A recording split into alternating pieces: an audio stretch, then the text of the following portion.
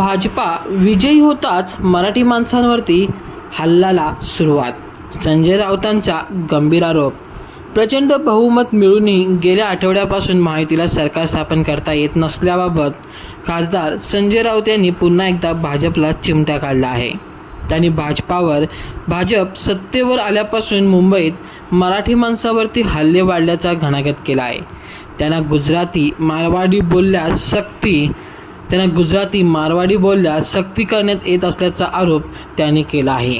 राज्यातील सध्याच्या राजकीय घडामोडींवरती संजय राऊत यांनी महायुतीला चिमटा काढलेला आहे.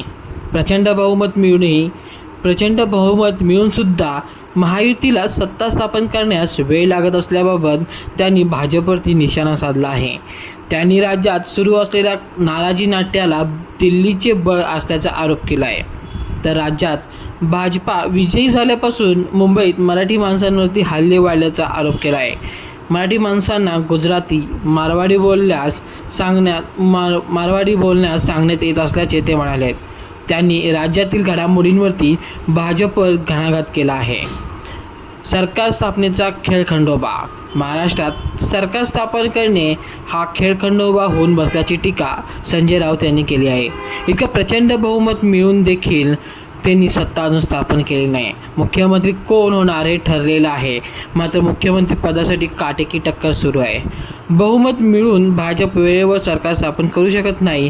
अंतर्गत कुरघोडी भाजपला हे कठीण जात आहे. आता सरकार चालवताना काय होईल असा निशाणाच आता संजय राऊत यांनी भाजपवरती लावला आहे.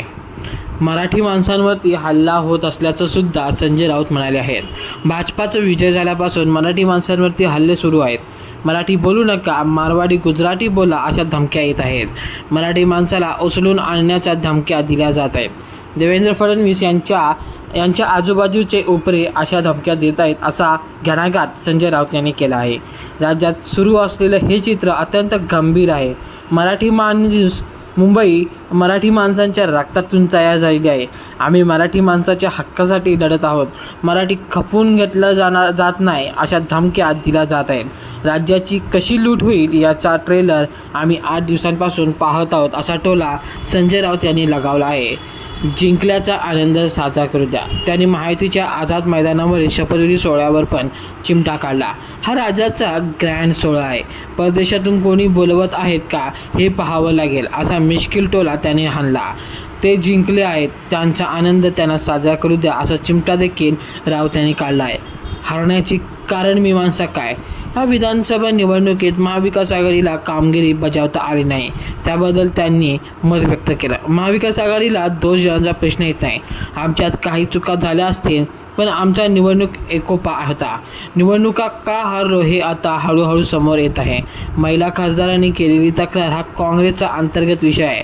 आम्ही का हारलो हे येत्या काळात समजेल. यावर काँग्रेसकडून अधिकृत कोण काही बोललेलं नाही, बोलल्यावर बघू अशी प्रतिक्रिया संजय राऊत यांनी दिली आहे.